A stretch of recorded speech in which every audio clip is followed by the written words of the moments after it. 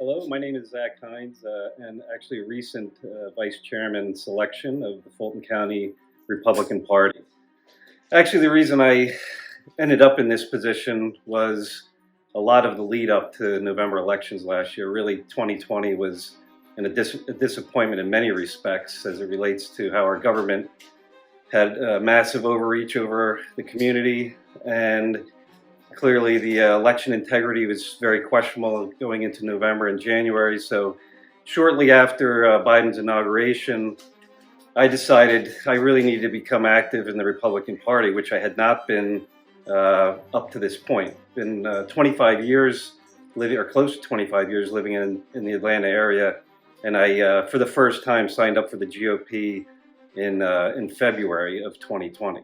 Along with that, I learned, or wanted to learn, the process where I could get active, make my vote count more, have some influence within the Republican Party, because quite frankly, there's a big disappointment in how the party handled not only this election, but several previous to that.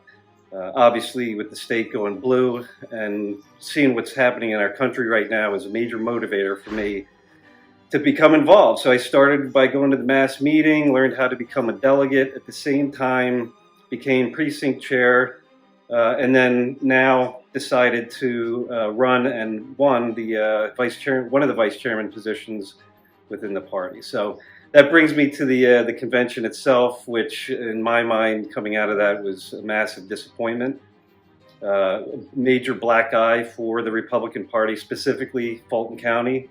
We're a national embarrassment right now, and this process that Trey is going through is part of that. So in explaining what I experienced, the first thing as I walked through those doors was, it was very unorganized, chaotic.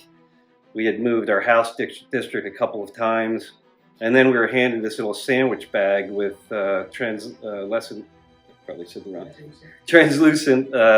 chips, which were very hard to distinguish. And the first thing I said when seeing those, I turned to my wife and I said, "This just is odd. Like, why would this be the choice to use as ballots for the upcoming elections?" So we got to the chairman election, and the vote started, and it was very confusing in the beginning. We were told, which chips to use for which candidate, and clearly Trey Kelly had the much more distinguishable chip. So we then see the sergeant arms walking around. I think there was 8 or 9 of them with the red Solo cups. I turned to my wife again and I said, "This is very odd that this is the best way to have an election." So those cups were passed through the line, or excuse me, through the rows of people. You would stand up, you'd show your band, which would represent that you're a delegate. But I would venture to say it was very hard to see 20 people deep to really see, A, if they had the band on, and confirm that, and B, that they actually dropped the chip or more into the Solo cup. So after that completed, we saw a lot of movement. And by the way, I was in the back of the room. That's where my district was placed. So it was very hard to see what was going on. I did see a few times a couple of sergeant arms. I went behind the wall where you couldn't see them.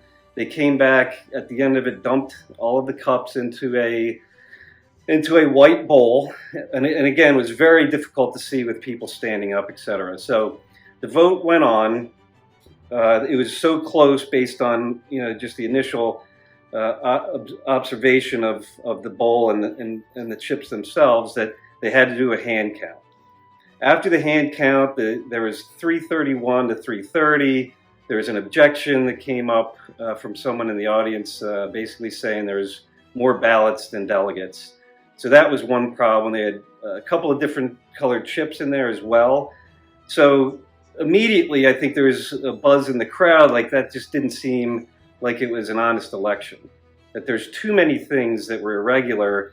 The cups, the inability to see, lack of transparency. So there was a lot of arguing and objections made. And just long story short, there was a decision was made that a new election needed to take place. And I think that was the fair and honest thing to do.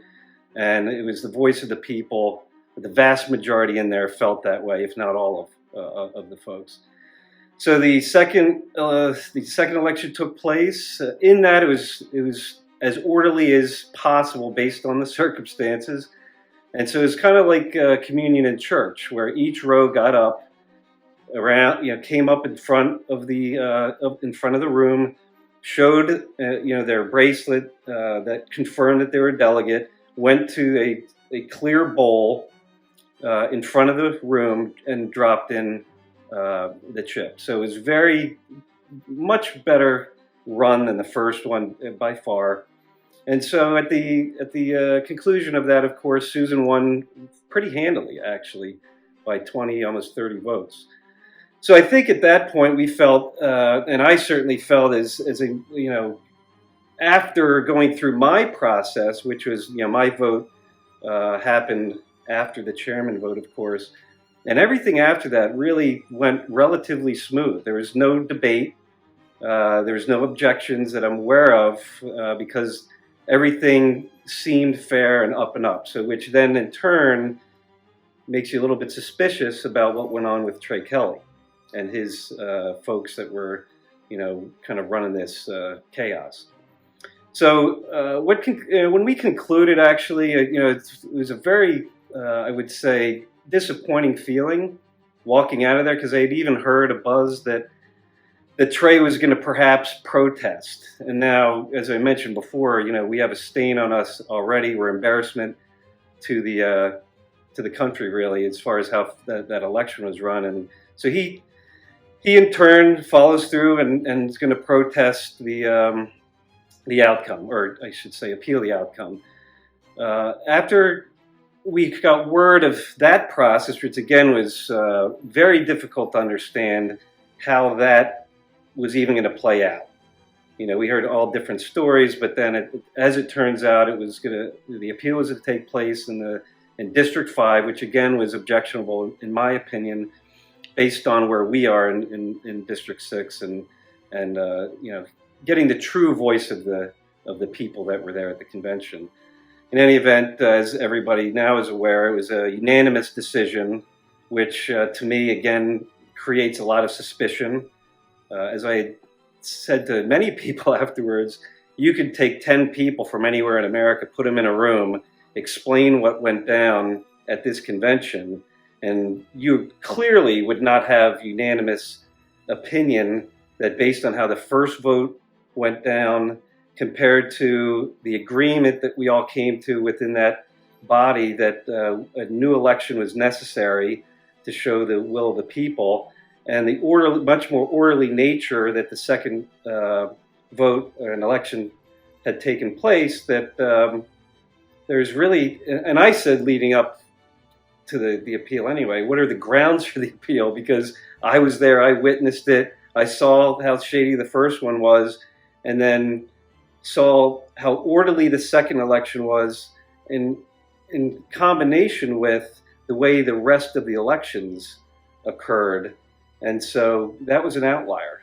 Trey Kelly's election, the first one in particular, was an outlier within the process. So to me, I think it's Trey's. If I was to consult Trey, I would say, stop this madness. I think for the better of the party, if he really cares about the Fulton County Republican Party in general, especially in the heels of the election integrity issues that we had, the irony to me is he kind of did the same thing that we all got energized about coming out of the last election cycle.